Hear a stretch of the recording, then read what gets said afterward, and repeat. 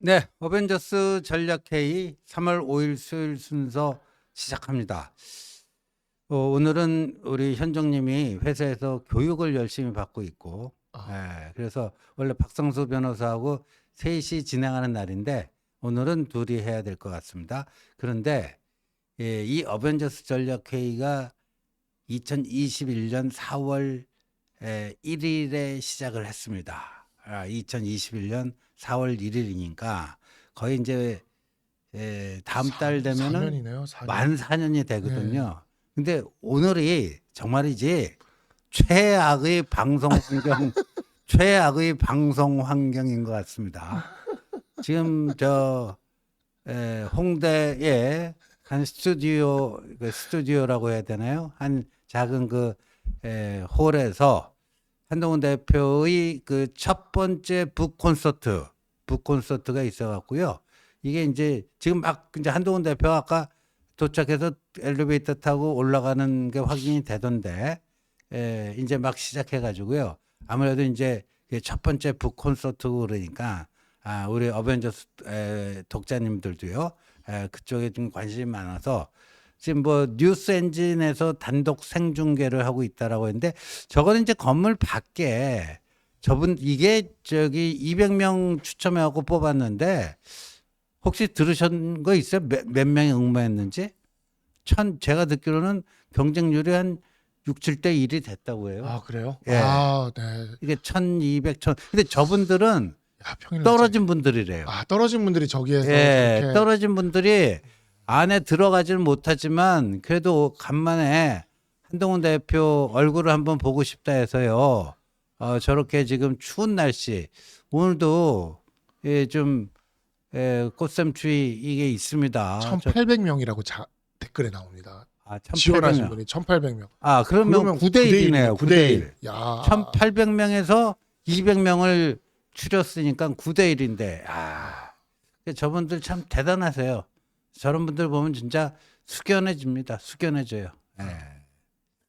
제가 진짜 감동적이었던 게 지난주에 딱 오늘 책이 나와서 저는 오픈런 갔잖아요, 그때. 오픈런 예. 교보문고 우리 교보문고 오픈런. 김 PD하고 만났다면서요. 네, 맞아요. 예. PD님이 저를 찍어주시고 막 이랬는데 오픈런 가서 이렇게 했는데 제가 그래서 거기서 우리 방송 언더73에서 제가 오픈런에 우리 언더73은 내가 직접 왔는데 여기는 PD님이 오셨네, 왜 신재 의원님 안 오셨어요? 거기서 제가 의문의 일패를 했습니다. 의문의 일패를. 근데 오픈런 하고 나서 스타벅스에 앉아가지고 좀 이렇게 그 사람들이랑 같이 한 사람들이 PD님이라도 얘기하고 있었다. 근데 저분들이 한동훈 대표님 지지자분들이 오셔가지고 사인을 저한테 사인을 해달라고 그런 거예요. 그래서 이 사인은 대표님 사인을 받아야죠 했더니 대표님 사인은 북콘서트 가서 앞에다 받고 제 거는 뒤에다가 해준다. 전 뒷장에다가 했어요. 그래가지고 그래서 정말 그 앞에다가 사인을 받으시려는 분들이 아마 이렇게 다 신청하시고 현장에 또 참석 못하신 분들이 저렇게 가서 또 사인 받으시려고 저렇게 하시는 것 같아요. 진짜. 우리 그 박 변호사님, 제가 그 박 변호사님 사인 저는 안물 안궁이었는데 은근히 또 깨알 자랑을 이렇게. 그러니까 안물 안궁이. 그리고 이 지금 보니까 어벤져스의 위력이 느껴지는 게 저도 언더73 지금 하고 있잖아요. 뉴스 엔진도 제가 출연 중이잖아요. 그럼요. 제가 나갔을 때 동접자가 그래도 지금 한 2,000명인데 2,000명 나오면 성공한 거거든요. 그날 방송이. 근데 우리는 저기 지금 콘서트 생중계에 뺏기고도 2,000명이에요. 그러니까 이제 대단하시네. 어벤져스가 지금 큰지. 제가 글쎄 오늘 제 예측건대는요, 평상시 들어오는 동접자의 한 절반 수준 아니면 뭐 아주 괜찮으면 한 3분의 2 수준 그 정도 되지 않을까 싶은데 그렇습니다. 그래도요, 여러분들 보시고 싶은 거 보시고요. 또 이게 유튜브는 좋은 게 뭐냐면 끝나면은 또 라이브를 안 하더라도 바로 업로드가 돼가지고요. 이쪽 거 보시고 저쪽 것도 보시고 그럼 됩니다. 좀 적게 들어왔다고 제가 섭섭해하거나 좀 인상이 꾸겨지거나. 저 댓글 중에 이현정님 북콘서트 가신 거 아니에요가 있습니다. 아니, 가신 거 아닐까요? 하필이면 이런 날 또 문화일보가 교육을 시켜가지고. 예. 교육이 아니라 네? 그 지금 사인 받으러 가신 거 아닐까? 1,800명 중에 한 명 당첨이 되셔서. 네. 그럴 수도 있어요. 예, 그럴 것 같아요. 자, 오늘 이제 좀 열어보겠습니다. 우리가 이제 그 본 주제에 앞서서요, 한 두 가지만 살짝 짚고 갈게요. 와, 젤렌스키가 이제 그 워싱턴 백악관 회담에서 트럼프랑 거의 맞짱 뜨듯이 했잖아요. 네. 결국 무릎을 꿇었습니다. 무릎을 꿇었어요. 야, 그 옛날 트위터 X에 글을 올렸다는데요. 미국 트럼프 대통령의 지도하에서 우리는 움직이겠다. 네.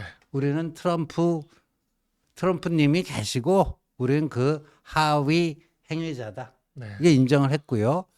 그리고 트럼프의 의중대로 러시아가 동의한다면 포로 교환을 비롯해서 공중 및 해상에서의 휴전에 나설 뜻도 있다. 트럼프 대통령님이 강력한 리더십 아래서 평화를 이루기 위한 지속적 노력을 할 준비가 되어 있다. 이렇게 얘기하고, 그날 원래 저 회담이 파토가 안 났으면 광물협정 조인하기로 했잖아요. 그게 이제 무산이 되지 않았습니까? 맞습니다. 그거 하겠다. 그거 하겠다. 오늘 이제 트럼프가 상하원 양원 합동연설 했잖아요. 거기서도 트럼프가 방금 전에 젤렌스키로부터 이런 레터를 받았다고 전격 맞습니다. 공개를 해버렸는데, 뭐 약속의 서름이라고 할까요? 근데 저 젤렌스키가 제가 엊그저께도 그 얘기를 했는데, 치명적 실수 중에 하나가 왜 영어로 맞아요. 합니까?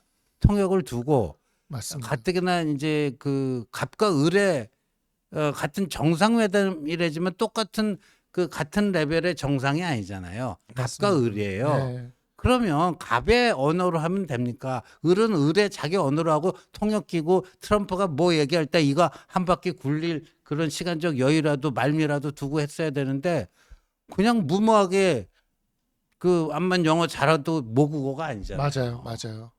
네? 그래갖고 참사가 일어났는데 결국은 이렇게 무릎을 꿇었다. 저거 보면 참 우리 이승만 대통령을 다시 재평가하지 않을 수가 없습니다. 이승만 대통령이 한국 전쟁 당시에 비슷한 상황이었죠. 미국이 일방적으로 그렇죠. 정전협정을 체결하려고 했을 때 네, 그렇죠. 당시 이승만 대통령이 방공포로 석방이라는 그럼요. 정말 진짜 어마어마한 승부수를 네. 던진 거였습니다. 그렇죠. 당시 이제 포로 교환 협정이 한창이었는데 포로 교환 협정 중에 교환 대상인 포로를 방공포로를 뽑은 다음에 그냥 거제도에서 그냥 석방시켜 버렸거든요. 그렇죠. 그러니까 이제 미국 입장에서는 협상 카드가 날아가게 되고 이러면서 이제 정전협정이 제대로 돌아가지 못하게 되니까 미국으로서는 협상을 성사시켜야 될 수밖에 없었고 그 과정에게 이승만 대통령이 원했던, 그리고 바로 우리 대한민국을 이렇게 발전시키게 만든 한미 상호 방위 조약을 그렇죠. 체결하게 하고 네. 그런 다음 이제 그 안전이 보장된 다음에 비로소 우리가 이제 휴전협정을 체결을 하게 됐던 것인데, 그렇죠. 야, 진짜 그 이승만 대통령의 그 해안과 전략과 비교했을 때 젤렌스키의 이 행동은 굉장히 그렇죠. 아마추어적인, 예, 굉장히 아마추어적인 그런 모습이었고, 정말 그러한 전략 하나 없이 이런 식으로 무모하게 덤벼들다가 이렇게 굴욕적으로 하게 되는 이러한 사태가 이제 국제사회의 냉정함을 좀 보여준 건데, 한편으로는 우리가 앞으로 미국과 이제 외교 관계를 계속해서 가져가야 되는 상황에서 이 부분은 정말 반면 교사로 우리가 잘 연구를 해서, 우리도 지금 미군이 굉장히 우리 안보에 중요한 역할을 하고 있고 또 우리 국익에 도움이 된다라는 측면에서 한미 동맹이나 이런 측면을 그냥 맹목적으로 따르면서 또 맹목적으로 저자세로 가거나 아니면 또 맹목적으로 저항하거나, 이게 양쪽 극단이거든요. 그렇죠. 맹목적으로 저자세로 가는 게 약간 여기 극단적인 우파라고 얘기할 수 있는 쪽이라면, 맹목적으로 저항하는 쪽은 또 완전히 좌파들의 그렇죠. 그냥 주한미군 다 철수해라 뭐 이러면서 아무 대책도 없이 그런 모습이 아닌, 정말 이승만 대통령 같이 이렇게 중도를 걸어가면서 그러한 선택을 하는 그런. 그래서 오늘 트럼프 대통령 상하원 합동연설에서 한국이 한 두 가지 점에서 언급이 됐습니다. 한국이 하나는 지금 한미 FTA 협정이 노무현 정권 때 이제 조인이 돼서 이게 그런 게 이제 그 조약이 국내법적 효력을 갖기 위해서는 국회의 비준을 받아야 되잖아요. 근데 노무현 정부 말기에 이제 조인이 된 건데, 그때 이제 그 체결 정부 간 합의가 맞습니다. 됐는데 예. 국회 비준을 받은 거는 이명박 정부 때예요. 네. 이명박 정부 때인데 그때 그 통진당의 김선동이라는 자가 맞아요. 그 본회의장에 체류탄을 까서 체류탄 던지고 터졌죠. 네. 뭐 그랬는데 근데 그러니까 그 한미 FTA 자유무역 협정은 기본적으로 관세를 없애는 거 아닙니까? 맞습니다. 예. 근데 지금 트럼프가 미국이 한국에 부과하는 관세보다 한국이 미국에 부과하는 관세가 4배나 많다. 아니 우리가 2만 7, 8천 명의 주한미군도 우리 돈 들여가면서 그쪽에 보내주고 있는데 이게 말이 되느냐. 근데 저게 근거가 전혀 없는 얘기거든요. 근데 근거 없다고 야 트럼프 너 무식한 소리 하지 마라. 입 닥쳐라. 너 왜 가짜 뉴스 얘기하고 그러냐. 근데 저거 그렇게 쉽게 볼 문제 아니라고 봐요. 그리고 한 가지 더 언급한 게 알래스카의 가스전을 개발하는데 일본과 한국에서 수조 달러를 투자하기로 약속했다는데 정말 수조 달러면 수조 원이 아닙니다. 그렇죠. 물론 뭐 일본이 우리보다 더 사이즈가 크니까 일본의 투자액이 더 클 수도 있는데 뭐 그런 얘기들이 툭툭 나와요 지금. 그러니까 젤렌스키의 그 아까 우리 박성수 변호사가 반면교사 얘기를 했는데 이거 뭐 예사롭지가 않아요. 그러니까 저는 진짜 이게 냉정하게 접근을 좀 해야 될 것 같고 그 뭐 또 이제 한동훈 대표 얘기를 안 할 수가 없는데 한동훈 대표가 CNN에서 인터뷰를 할 때 제가 배석을 했지 않았습니까? 그랬군요. 네, 제가 같이 배석을 했어요. 저는 영어도 못하는데 배석을 해가지고 당시 한지아 의원, 유재하 위원장, 이재영 위원장, 저 이렇게 4명이 배석을 했는데 근데 이제 그 한동훈 대표가 영어를 진짜 잘하더라고요. 진짜 잘하는데 이제 그날 영어로 아니요. 그럼 통역을 두고 했어요. 통역을 두고 그러니까 했죠? 이게 의원님 말씀이 그러니까 딱 맞는 거예요. 네. 그 말씀이 딱 맞는 게 한동훈 대표도 영어를 진짜 잘하는데도 그 CNN 그 기자랑 인터뷰를 할 때는 한국어로 하고 통역을 거치도록 하고 대신 이제 통역이 뭔가 잘못 옮기는 것 같으면 통역한테 지적을 해서 통역을 고치는 거예요. 그때 왜 그러냐면 비상계엄 직후에 CNN 인터뷰고 한동훈이라는 사람이 국내외 모든 미디어 통틀어하고 처음으로 밝히는 거 아닙니까? 맞아요. 네. 더군다나 CNN은 미국을 대표하는 어떤 뉴스 채널이고 그러다 보니까 토시 하나 부정확하게 전달되면 안 된다 하니까 본인이 영어에 능수능란하지만 통역을 두고 했다. 네. 그거 굉장히 중요한 포인트라고 봐야죠. 예, 그러니까 지금 의원님께서 말씀하시는 그 내용이 제가 그게 이제 정확하게 이렇게 하는 게 맞았구나라는 그래서 한동훈 대표도 그렇게 했구나라는 생각이 들더라고요. 왜냐면 제가 봐도 그러니까 이게 이 기자회견을 시작하기 전에는 영어로 대화를 주고받았어요. 스몰 토크들은. 스몰 토크는 영어로 하는데 너무 자연스럽게 잘하시더라고요. 잘하는데 근데 이제 그 본 들어가서는 통역을 딱 놓고 한국어로 얘기하고 통역이 옮기도록 하고 그쪽도 영어로 얘기하고 한국어로 이렇게 번역을 해서 질문을 하도록 그 과정을 거치면서 통역 부분을 조금씩 고쳐서 오히려 통역이 잘못된 부분이 있으면 그게 녹화였으니까 다시 찍고 이렇게 되는 거죠. 그 과정에서 이제 한지아 의원, 이재영 위원장, 유재하 위원장 등이 또 영어로 또 막 그 부분에 있어서 대표가 그렇게 얘기하면 또 같이 또 막 영어를 막 얘기를 하더라고요. 저는 영어를 하나도 잘 못하다 보니까 그 굳이 여기서 가만히 앉아 있어. 자기 고백 안 해도 돼요.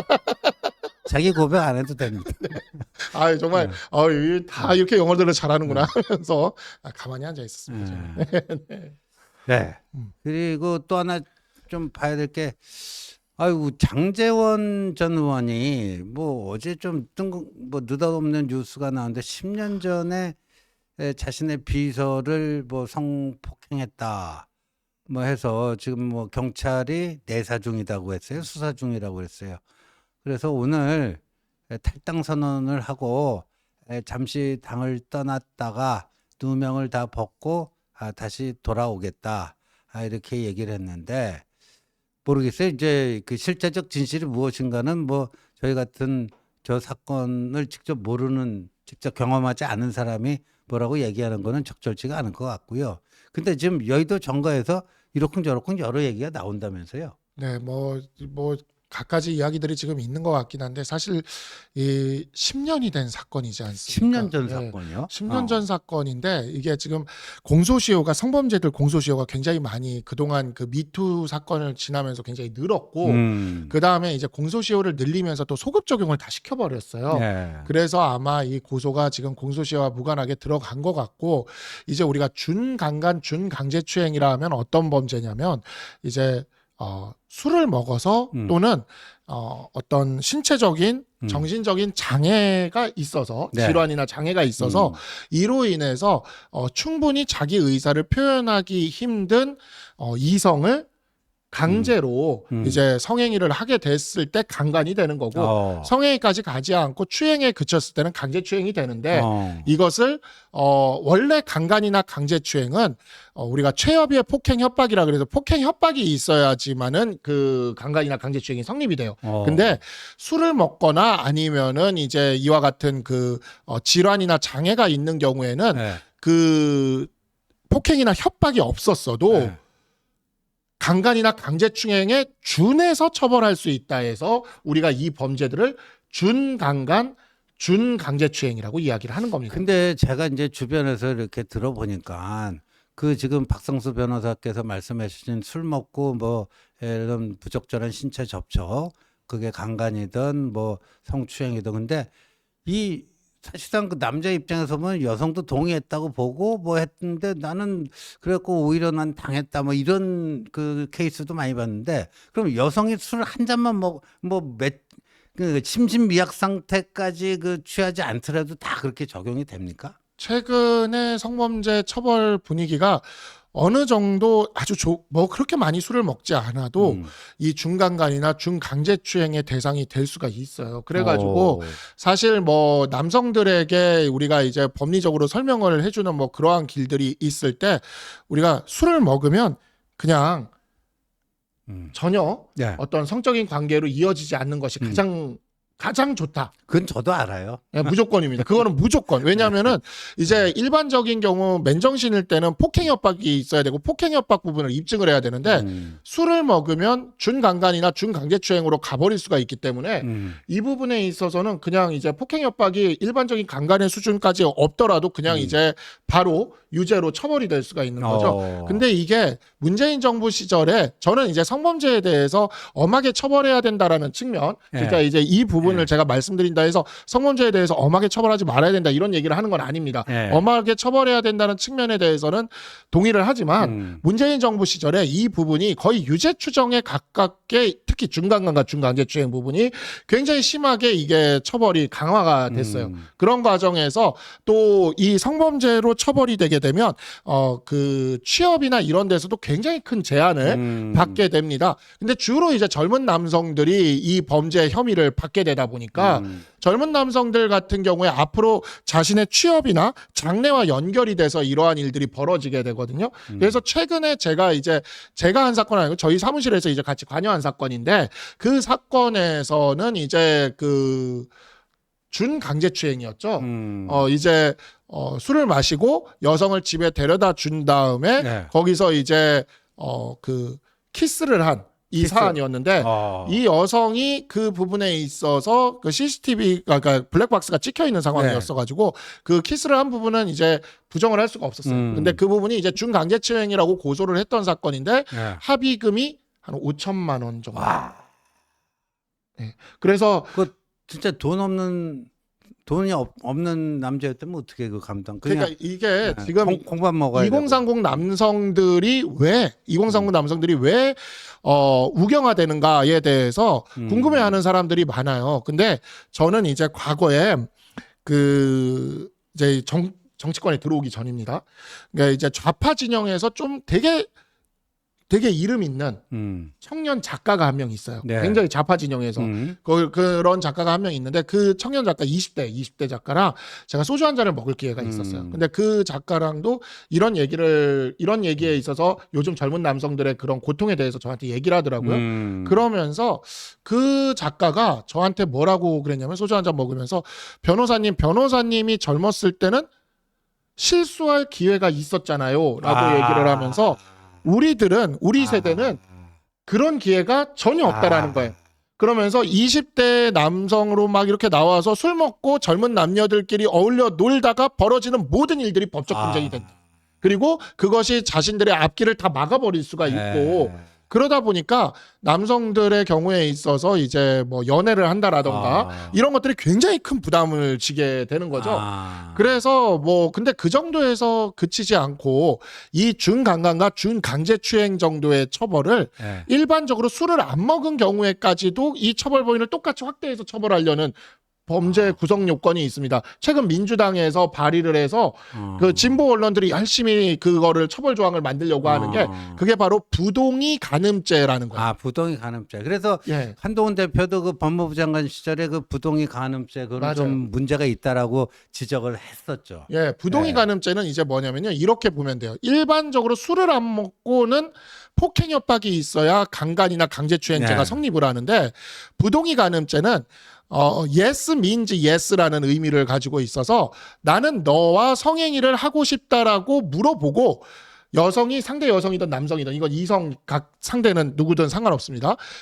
yes라고 얘기해야 형사처벌이 되지 않는 겁니다. 그러니까요. 그러니까 노라고 분명하게 안 하면은 그냥 다 예스라는 소리를 안 들어도 아주 이렇게 막 저항하거나 심하게 거부하는 진짜 절대 안 돼 하는 강한 거부 의사를 나타내지 않으면 그냥 남성들은 이 여성분도 나한테 마음이 있나 보다 해서 이렇게 하는 건데 분명한 예스를 받지 않으면 그 부동의 간음죄로 처벌할 수 있다. 그거 아닙니까?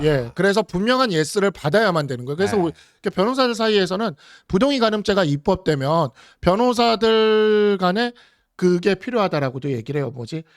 이제 성행위 공증 제도가 필요하다. 아이고. 그러니까 이제 전국의 숙박업소 앞에 변호사들이 이렇게 yes means yes가 되는 거를 변호사 공증을 하나 딱 찍어주는 거죠. 그래야 이제 그것이 부동의 간음죄로 처벌되지 않도록 하는. 그러니까 이제 부동의 간음죄라는 거는 거의 진짜 어마어마한 거거든요. 그래서 이러한 부분에 있어서는 사실 과거 지금 감옥에 가 계시지만 조국 대표도 형법 학자 시절 그 사람 되게 진보 좌파의 뭔가 되게 상징 같은 그런 형법 학자였잖아요. 그렇지만 이 부동의 간음죄가 도입되면 안 된다는 그 논문을 한 몇 편 썼어요. 그래서 굉장히 그 부동의 간음죄 반대론자였고 한동훈 대표도 부동의 간음죄 반대 의견을 표시한 적이 있죠. 그럼 그렇게 보면요, 그 무상연애 한 분 있잖아요. 그러니까. 그분은 운이 되게 좋은 거네요. 그리고 그 무상연애를 제공해 주신 그 뭐 여배우분 있잖아요. 그분은 굉장히 관대하신 분이네요. 굉장히 관대한 거죠. 굉장히 관대하신 분이라는 거를 참 우리가 또 이 얘기 하다 보니까 좀 길어졌는데 자 오늘 좀 준비한 소식 먼저 좀 첫 번째 들어가겠습니다. 첫 번째는요.